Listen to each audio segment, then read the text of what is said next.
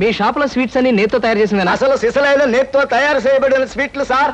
ఓహో, మరేం లేదయ్యా, రేపు పెద్ద పార్టీ ఉంది, దానికి ఆర్డర్ ఇద్దామని. ఏ షాప్ అయితే బెటర్ గా ఉంటుందా అని ఆలోచిస్తున్నాను. తినచూడండి సార్, మీకే తెలుస్తుంది. ఒరేయ్, ఒక స్వీట్ పెద్ద ఆర్డర్లకి కమిషన్ కూడా ఇస్తామండి. ఓహో, బ్రహ్మాండంగా ఉంది. ఇదిగో, నీకు ధనలక్ష్మి ఏజెన్సీస్ తెలుసా? ధనలక్ష్మి తెలుసండి. తెలుసా? పక్క వీధిలో బస్ స్టాండ్ పక్కనే. బస్ స్టాండ్ పక్కన 10వ నెంబర్ ఇల్లే కదండి. కరెక్ట్ అయ్యా బాబు, అమ్మయ్యా. ఇదిగో, అక్కడ రేపు పార్టీ. కుర్రాడికి అడ్వాన్స్ ఇచ్చి పంపిస్తాను. 10 కేజీలు స్వీట్ బ్రహ్మాండంగా ఉండాలి. 10 కేజీలు. ఓ మైసూర్ పాకు. ఈ మైసూర్ పాకు ఏంటి సార్, పాలకోవా కూడా తీసుకోండి. Thank you. స్వీట్ మాత్రం బ్రహ్మాండంగా ఉండాలి. చాలా బాగుండాలి. బాగా చేద్దాం. ఏమండి అడ్వాన్స్? ముక్క పీకడానికెందుకురా తొందర, చిందర వందర. ఇదిగో, దొంగ కోళ్ళ నా ముక్కలు చూస్తే నేను ఒప్పుకోను. అయినా మీ చేతిలో ముక్కలు పెట్టుకుని నా చేతిలో ముక్కలు చూస్తారేంటి? నా ముక్కలు ఎప్పుడైనా చూసుకోవచ్చు కదరా, ముందు నీ ముక్కలు చూస్తే ఒక పని అయిపోతుంది కదా.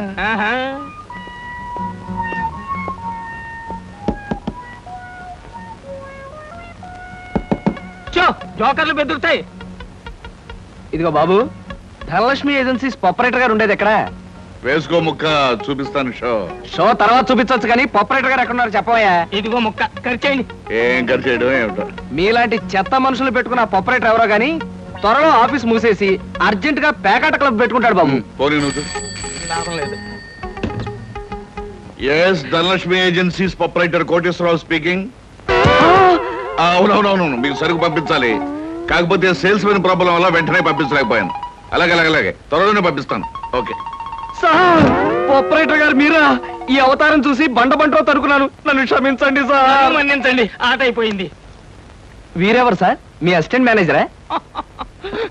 కాదయ్యా, వీడు నా ప్యూన్ గాడు. నేను ఇచ్చే జీతం డబ్బులు కాక కనీసం నా దగ్గర నెలకి ప్యాకెట్లో 200 రూపాయలైనా ఖర్చు చేస్తాడు. మీరు ప్రొపరేటర్ అయ్యుండి ఆఫ్టర్ ఆల్ ప్యూన్ తో ప్యాకెట్ ఏమిటి సార్? చూడవయ్యా, ఆఫీస్ టైమ్స్ అయిన తర్వాత ప్రొపరేటర్ ప్యూన్ అనే తేడా లేదయ్యా, అందరూ సమానమే. అవును, ఇంటర్వ్యూకి వచ్చినట్టున్నావు, నీ పేరేంటి? కృష్ణ సార్. ఇంటర్వ్యూ కని పొద్దుననగా బయలుదేరి ఇప్పటికి చేరుకున్నాను సార్. మీరేమీ అనుకోనంటే ఒక్క మాట అడుగుతాను సార్. ఇంటర్వ్యూ కని పిలిచిన అడ్రస్ లో గాంధీనగర్ పక్క, కమలా థియేటర్ వెనకాల, రాముల వారి గుడి ముందు అని అర్థం పర్థం లేని అడ్రస్ ఇచ్చారేమిటి సార్? చూడు కృష్ణ, నేను ఇవ్వాలనుకున్నది సేల్స్ మెన్ ఉద్యోగం. సేల్స్ మెన్ అనేవాడు ఊరంతా తిరగటం, ఎలాంటి అడ్రస్ అయినా పట్టుకోగలగటం మొదటి క్వాలిఫికేషన్. ఆ క్వాలిఫికేషన్ ఉన్నవాడే ఇక్కడికి రాగలడని అడ్రస్ అలా ఇచ్చాను. 8 మందికి గాను నువ్వు అక్కడ వచ్చావు కనుక ఫస్ట్ టెస్ట్ లో పాస్ అనేట్టే. Thank you sir, thank you very much. Second test ఏమిటి సార్? అచ్చు యంత్రాన్ని కనిపెట్టింది ఎవరయ్యా? అచ్చు యంత్రాన్ని జాన్ గ్యూటన్బర్గ్. కరెక్ట్. మొఘలాయి సామ్రాజ్యాన్ని స్థాపించింది ఎవరు? బాబరు. కరెక్ట్. జపాన్ కరెన్సీని ఏమంటారు? యం. కరెక్ట్. సార్, మీరు అడిగిన ఒక్క ప్రశ్నకి నాకు సమాధానం తెలియదు. మీ ప్యూన్కి అన్నీ తెలుసు, నాకంటే అతనే బెటర్ అనుకుంటాను మీ సేల్స్ మెన్ ఉద్యోగానికి. నేను వేసిన అక్కర్లేని ప్రశ్నలకు జవాబులు తెలుసు కనుకే వీడు జవాన్ పోస్ట్ లో ఉన్నాడు. ఇలాంటి ప్రశ్నలకు జవాబులు తెలియకపోవడమే సేల్స్ మెన్ క్వాలిఫికేషన్. కనుక నువ్వు 2వ టెస్ట్ లో కూడా పాస్ అయ్యావు. ఇక 3వ క్వాలిఫికేషన్ ఏమిటంటే మన సరుకుల గురించి అబద్ధాలు చెప్పడం. ఏది, ఒక్క అబద్ధం గబుక్కుని చెప్పు. మీరు భలే అందంగా ఉంటారు సార్. అసలేవయ్యా, నా గురించి కాదు, నేను అడిగేది అబద్ధాన్ని గురించి. నేను ఇంతకు ముందు చెప్పింది అబద్ధమే sir. Correct. You are appointed as the salesmen. రేపే వచ్చి డ్యూటీలో జాయిన్ గా. Thank you sir.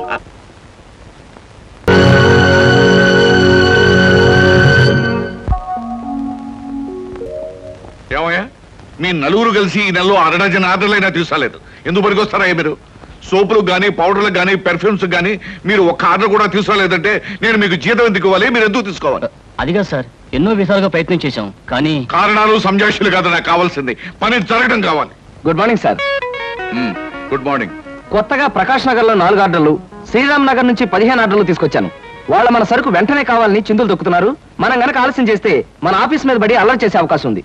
Good. Sales men అంటే అలా ఉండాలి. జాబ్ ఎలా చేయాలో మీకు తెలియకపోతే కృష్ణ దగ్గర శిష్యారకమైనా చేయండి అయ్యా. వెళ్ళండి సార్. ఇంతవరకు మన వాళ్ళు ఎవరు నెహ్రూ నగర్ ఏరియా టచ్ చేసినట్లేదు. ఇవాళ అటువైపు దండయాత్ర చేద్దామని చూస్తున్నారు. Very good. అది సరే కృష్ణ, మన వాళ్ళు ఎవరు కాళ్ళు గడ్డాలు పుచ్చుకుపతి వల్ల ఒక్క ఆట కూడా తెలియపోతున్నారు. మరి నువ్వేమో నెలకు 30-40 ఆటలు తీసుకొస్తున్నావు. ఏమిటయ్యా నీ టెక్నిక్? నా టెక్నిక్ మాటల్లో చెప్పేది కాదు సార్. ఓరి సౌజ్ఞలో చెప్తావా? అది కాదు సార్, నేను కస్టమర్స్ తో డీల్ చేస్తున్నప్పుడు మీరు కళ్ళారా చూస్తే మీకే తెలుస్తుంది. అయితే నేను కూడా ఇవాళ నీతో పాటు వస్తానయ్యా. మీరు కూడా నాతో పాటు రావచ్చు. కాకపోతే మీరు ఇలా సూటు బూటు వేసుకుని ప్రొపరేటర్ నా వెంట వచ్చారనుకోండి, వీడు సన్నా సేల్స్ మెన్ రా, వీడి వల్ల కాక ప్రొపరేటర్ వెంటేసుకు తిరుగుతున్నాడని మన ప్రోడక్ట్ ను అనుమానించే అవకాశం ఉంది. అమ్మో, మరైతే ఎలాగయ్యా రావటం? మీరేమీ అనుకోకపోతే నా వెంట మీరు రావడానికి ఓ మహత్తరమైన ఐడియా చెప్తాను. ఏమిటయ్యా అది? Good morning sir. Good morning. Potharaju,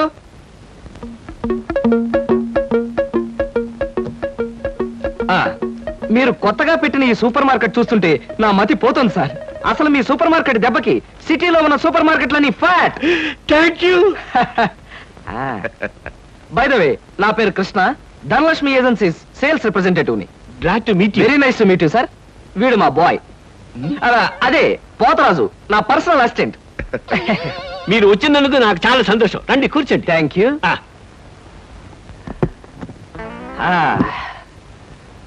Potharaju, boys కూర్చోకూడదు కదా. అలాగే నిలబడతానులేండి. సార్, మా ప్రోడక్ట్స్ అన్ని కొంచెం మంచినీళ్ళు ఇప్పిస్తారా? బాయ్ బయటికి వెళ్ళాడు. ఒరేయ్, నన్ను ఊరే అంటావా? పోతరాజు, బాయ్స్ ని అరే ఒరే అనక అయ్యా ఏమండి అనరు కదా. అవునవును, నేను బాయ్ని కదా. జగ్గులో వాటర్ ఉంది, అయ్యగారు తెచ్చి. నేను నీళ్ళు తీసుకొచ్చి వాళ్ళ, లేకపోతే నేను తీసుకురావాలా? కదా పోతరాజు, ఇప్పుడు నువ్వు బాయ్ కదా. అవును, నేను బాయ్ని కదా. మీ బాయ్ ఏంటి జోకర్ లాగా ఉన్నాడు? కొత్తగా చేరాడు, మొద్దు స్వరూపం, మీరేమనుకోకండి. ఆహా, మిమ్మల్నే సార్. ఓహో, ఏమిటయ్యా? ఒక్కసారి కళ్ళజోడు తీయండి సార్. ఆ, అరే రే, ఏమిటయ్యా? Face reading sir. ఫేస్ రీడ్గా? మొహాన్ని పట్టి అవతల మనిషి యొక్క మంచి చెడు చెప్పడం. దాన్ని నేను 6 సంవత్సరాల పాటు అలహాబాద్ లో ఐజిన్ ఓవర్ అనే ఆస్ట్రేలియన్ దొర దగ్గర ట్రైనింగ్ పొందా. మీరెప్పుడు ట్రైనింగ్ పొందారు? ఈ దిక్కుమాల ఉద్యోగంలో చేరక ముందు. నువ్వు కాస్త నోరు మూసుకుని నిలబడు. ఒరే, ఆ ఫ్లాస్క్ లో కాఫీ ఉంది, పట్టుకురా. నేను కాఫీ తీసుకురా. ఏంటి దొరలాగా మాట్లాడతాడు? ఒకప్పుడు బాగా బతికిన వెదాలండి. నేను వెతవనా? నువ్వు బాయ్వి కదా, వెళ్ళి కాఫీ పట్టరా. సార్, మీ ఫేస్ చూస్తుంటే చక్కటి భార్య, చుక్కల్లాంటి పిల్లలు, లక్షల ఆస్తి ఉన్నట్టు కొట్టొచ్చినట్టుగా కనిపిస్తోందండి. ఇక ఫ్యూచర్ లో మీకు గొప్ప చేంజ్ రాబోతుంది. గొప్ప చేంజ్? అది ఏంటయ్యా? ఆడరేఖ, ఆస్తి రేఖ వరుసగా మీ రేఖలో కలవబోతున్నాయి. నిజంగా? అందులో ఆశ్చర్యపోవాల్సిందే ఉందండి. మీ అందం, మీ పర్సనాలిటీకి ఏ ఆడదైనా ఇట్టే పడిపోతుంది. సిగ్గుపడకండి. కాకపోతే ఎంత తొందరలో పడబోతుందనే విషయం చెప్పాలంటే కొంచెం స్టడీ చేయాలి. ప్రస్తుతం నాకు టైం లేదు. మా సరుకు ఆర్డర్ తీసుకోవాలి కదండి, ఏదో పొట్టకుట్టు కోసం. పద పోతరాజు. మీ సరికి నేను ఆర్డర్ ఇస్తాను. ఏదో డీప్ గా స్టడీ చేయాలని చెప్పారే, చేయండి. కూర్చుని కూర్చుని. ముందా ఆర్డర్ సంగతి ఏదో మనం తేల్చేస్తే ఆ తర్వాత మీ ఫేస్ రీడింగ్ గురించి నేను తేల్చేస్తాను. ఆర్డర్ తీసుకోండి. ఇంకా ఏం కావాలి? ఓ ఫ్రూట్ సాలెడ్. ఫ్రూట్ సాలెడ్ వద్దులే, నేనే వెళ్ళి తీసుకొస్తాను. థ్యాంక్స్ రా.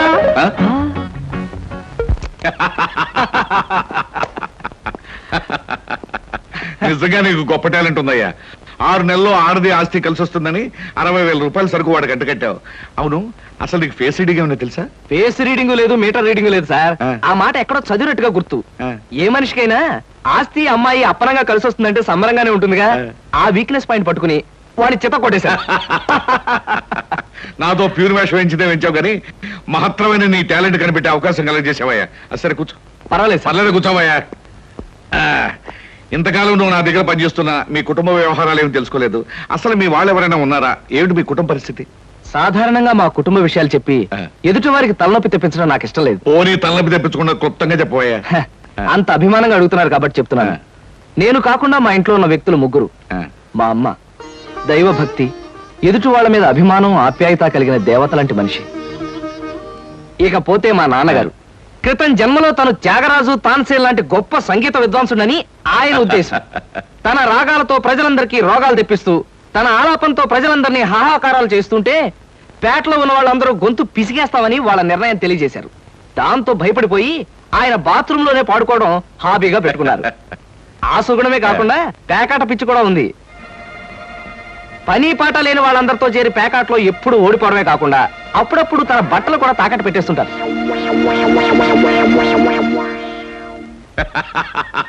ఇక మిగిలింది మా తమ్ముడు సినిమా యాక్టర్ చిరంజీవి. ఏమిటి సినిమా యాక్టర్ చిరంజీవి మీ తమ్ముడా? అబ్బే కాదు సార్, మా తమ్ముడు బాబ్జీ చిరంజీవి అభిమాని. అలా చెప్పు, లేకపోతే చిరంజీవి మీ తమ్ముడు ఏమిటి, నీకు ఉద్యోగం ఏంటి అనుకుంటున్నాను. అబ్బే కాదు సార్, ఇక యథాశక్తి వాడు చదువు సంధ్యలు మానేసి సినిమా థియేటర్ల దగ్గర కటౌట్లకు దండలు వేయడం, చిరంజీవి సినిమా రిలీజ్ అయితే పిచ్చిగా రెచ్చిపోయి థియేటర్ దగ్గర గోల చేయడం ప్రస్తుతం వాడి జీవిత జయంగా పెట్టుకున్నాడండి.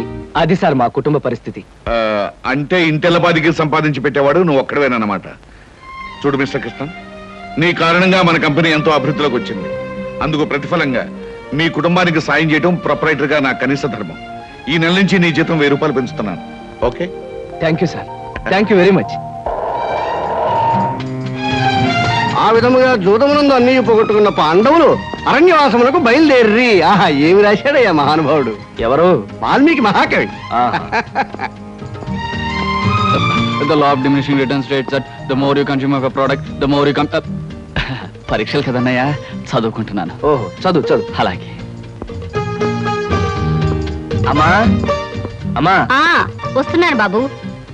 చేసేది సేల్స్ మెన్ ఉద్యోగం. నీడ పట్టున ఉండకుండా ఎండనక వాననక ఊరంతా తిరిగి అలసిపోయేస్తుంటాం.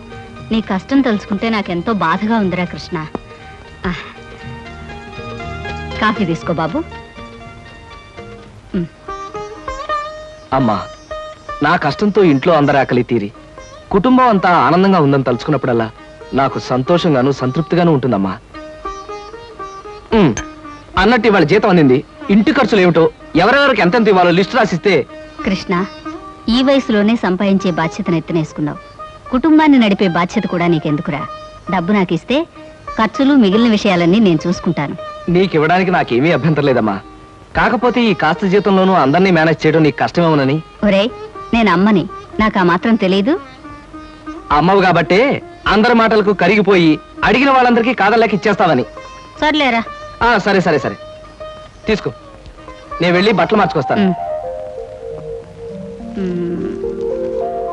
బియ్యానికి 300. అమ్మా, నీకు విషయం చెప్పాలంటే ఏడుపు వస్తుందమ్మా. ఏడవలసిన అవసరమే వచ్చిందిరా బాబ్జీ. ఇంట్లో నాన్న సంగీతంతో హింసిస్తున్నాడని చదువుకోవడానికి బీచ్కి వెళ్ళాను. అక్కడ వాచ్ పోయిందమ్మా. ఎల్లుండి నుంచి పరీక్షలు. కనీసం చేతికి సెకండ్ హ్యాండ్ వాచ్ అయినా ఉండాలిగా. ఓ 100 రూపాయలు బొమ్మా. ఈసారైనా తగలేసుకోకుండా వాచి కొనుక్కో. అలాగే. ఇదిగో 100. అయినా వాచి బారేసుకోవడం ఏమిట్రా పిచ్చి వెధవ. ఇదిగో పార్వతి, ఇందాక వీధిలోంచి వస్తుంటేను కొందరు పెద్ద మనుషులు కనిపించి త్యాగరాజ ఉత్సవాల దగ్గరికి వస్తున్నాయి కదా, నా వంతు ఓ 500 రూపాయలు విరాళంగా ఏమని భైరవ రాగంలో బావురమన్నారే. 500? నేను ఇలాగే అన్నాను. మీరిస్తాను ఒప్పుకున్నారా? కుటుంబం బరువు బాధ్యతలు తెలిసిన వాడిని నేనెందుకు మాటిస్తానే. కావాలంటే 2 లేక 300 విరాళంగా ఇస్తాను. ఆ రోజు ఉచితంగా కచేరీ చేస్తానని మాటిచ్చాను. పైసా కూడా అడగం. మీ కచేరీ మాత్రం వద్దు బాబు అని దండం పెట్టుంటారు. అంతేనా? కమాతు రాగంలో కాళ్ళు చేతులు వెరకొడతాను. నా కచేరీ అంటే బొత్తిగా భక్తి శ్రద్ధలు లేవు. ఆఖరి మాటగా 200 రూపాయలు విరాళంగా ఇస్తాను అన్నానే. ఇవ్వకపోతే బాగుండదు, ఆ తర్వాత నీ ఇష్టం. చారాస్వామి నిన్ను ఆశీర్వదిస్తాడు. 3, 4, 5. అమ్మగారు పాలకు డబ్బులండి. అమ్మగారు పచారీ సామాన్ డబ్బులండి. అమ్మగారు నా జీతం అండి. అమ్మగారు పాలకు డబ్బులండి. అమ్మగారు పచారీ సామాన్ డబ్బులండి.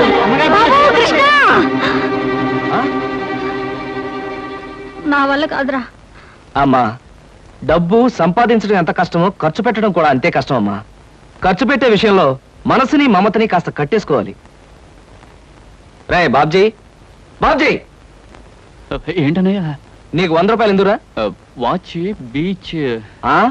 వాచి బీచ్ కొట్టానంటే దవడ వాచి బీచ్లో గోచితో పరిగెడతావు రాస్కెల్. ఇదేంట్రా? అరే, ఇది ఎక్కడ దొరికిందన్నయ్యా? చమల్లాల్ కొట్లో నువ్వు తాకట్టు పెట్టిన చోట దొరికిందిరా. 75 రూపాయలు ఇచ్చి విడిపించి తీసుకొచ్చాను. ఆ 100 రూపాయలు ఇట్టించి వాచ్ తీసుకో.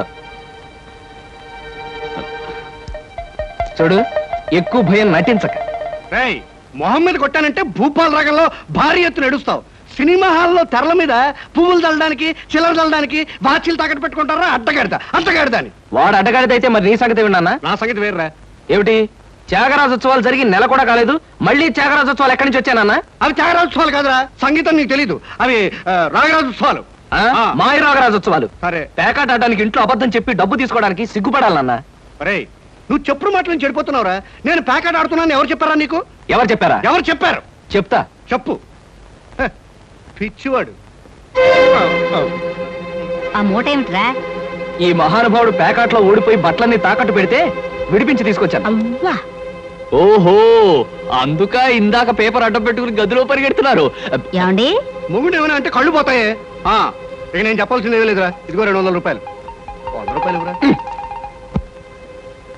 పితృభక్తి లేదు. చూసావమ్మా, ఖర్చు పెట్టడంలో నీకు నాకు ఉన్న తేడా. నువ్వెంతో కష్టపడి